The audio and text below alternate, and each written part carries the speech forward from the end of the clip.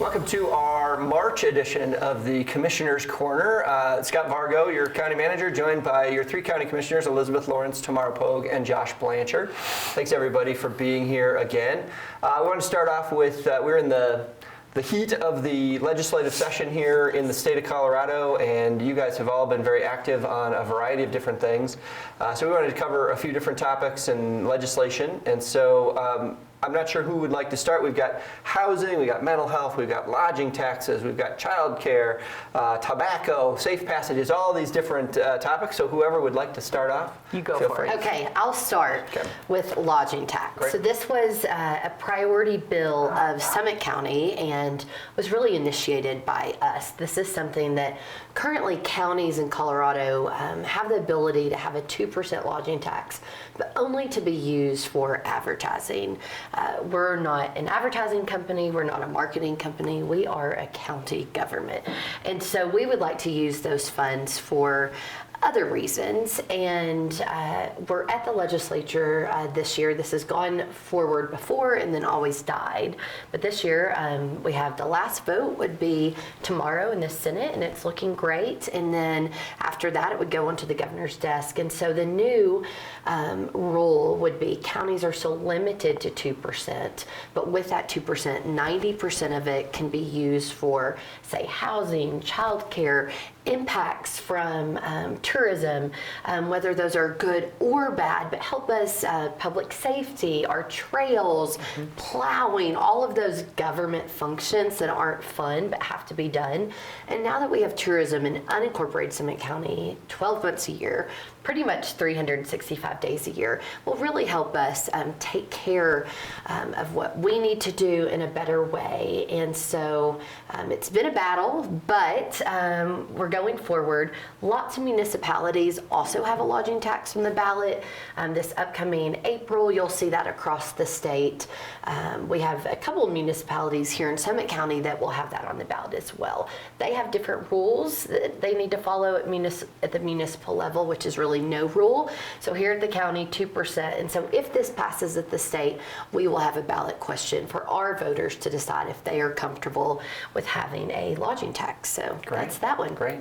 And great work, Elizabeth, on pushing that forward. Thanks. Who'd like to take housing? I can go and do housing. So the major bills in the housing space this session are the awards or the allocations of the state's ARPA funds. You guys will remember I sat on a task force to give recommendations to the legislature about how those dollars should be spent. And so now there will be 4 bills that move forward, hopefully, to divide those funds up. The most exciting of which are a county grant or municipal grant fund. And then the other one is a revolving loan fund. So both of those bills should work together and match up. Right now, the revolving loan fund has a cap of 140% AMI for both rentals and for sale, which will be a huge win for Summit County. And the grant, that's the grant bill, 140% AMI. And then so just to give you a sense of what that AMI means, if you're a nurse, if you're a firefighter, if you're a first responder, a sheriff's deputy, a plow driver, all of those folks would fall under 140% AMI. And then on the revolving loan fund, there is a cap of 140% AMI for sale, which is good, but currently the rental cap is 80% AMI. So we'll be working with our various state coalitions to try and get that AMI cap lifted to better serve mountain communities. So those are the updates on the housing front. There's also a bill for investment in modular home development that comes out of that work, and a couple of others around mobile home parks. Tiny home regulations. Tiny home regulations is also on the list, which will also be exciting for Summit County. And then a tax credit for housing as well, which will be helpful to folks in Summit County. So that's the housing front. This session is a major session for behavioral health care reform, much needed in my opinion. So the biggest piece of legislation is the 232-page Behavioral Health Administration. This lays out a variety variety of different ways that the state will fund behavioral health care moving forward. A lot more transparency in the system, much more clear requirements for what the safety net system in Colorado actually has to do. So that one, I think we'll see many amendments moving forward. It dropped about 2 weeks ago, and so folks are still trying to figure out kind of what needs to happen to change and improve that bill. On the behavioral health task force side, similar to housing, there are 4 or 5 bills that will divide up the funds from the state ARPA dollars. One of those is particularly exciting for Summit County is a county grant fund, and that has $90 million attached to it. So counties, municipalities, nonprofits will be able to apply for those funds to start building or supporting the infrastructure that's much needed in our communities. There's also a bill for youth to grow the number of youth services in the state. There is a bill for hospital beds to increase that kind of capacity, and then the last bill is a workforce development bill. So lots of changes on the behavioral health landscape coming out of this session. Great. Thanks, and thanks for your work on the Housing Task Force and all of your time spent on the behavioral health front as well. Yeah. Josh, you want to talk about safe passages and tobacco and vaping legislation? Absolutely. So coming out of that conversation with mental health and behavioral health, we know that this often impacts just our everyday choices. And this is coming coincidentally with Summit County's release of our toolkit as it relates to families, school counselors working with teens and their usage of tobacco products. So this is a bill that is really designated to reduce or eliminate flavored tobacco products. That would include e-cigarettes, vaping products, etc.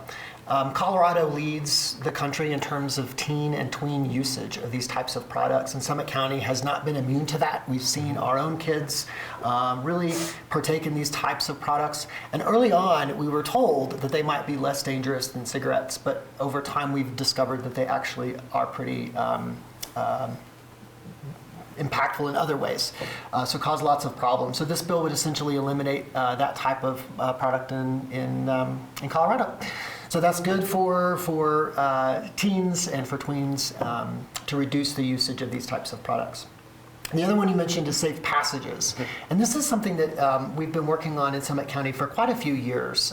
Summit County Safe Passages is an organization that's really looking at finding the funding and securing the funding to build those safe passage crossways, those infrastructure. You might have seen them if you're driving north of the county going into Grand County, those overpasses for animal migration. Of course, this is not only good for wildlife migration patterns, but it's also good for reducing animal vehicular collisions. And so this is a bill actually being supported by Summit County's Julie McCluskey, Representative McCluskey, to designate some of these infrastructure dollars to build more of these types of overpasses or underpasses in some cases on the way to Eagle County, for example, to help with some of these types of collisions. So we're working on that as well. Great.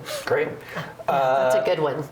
One last subject area, and that's Office of Early Childhood. Elizabeth, you want to talk about that one? Yes, my weekend homework. I think 532 pages. Some of those, the legalese, I maybe skipped through. But so I served on the governor's task force for setting up this new Office of Early Childhood, and that is going to be set up this year, which is very exciting. Colorado is going to be a leader in this. There's a handful of other states that have it. As you know, all of us here and Summit County in general, we're so supportive of early childhood here in our county. Our voters are. It's a really important part of our community. But the rest of the state doesn't have that. And so there's some bills that amendments, I guess, that passed a couple years ago, and those are going to have 10 hours a week of pre-K for every child in the state of Colorado. We already have universal pre-K here in Summit County, so how can we fit that in, work with that? And so what's happening is a brand new office is setting up. It will be a cabinet level position. I think it will be called the Department of Early Childhood, and that is being set up to oversee all things early learning and care related.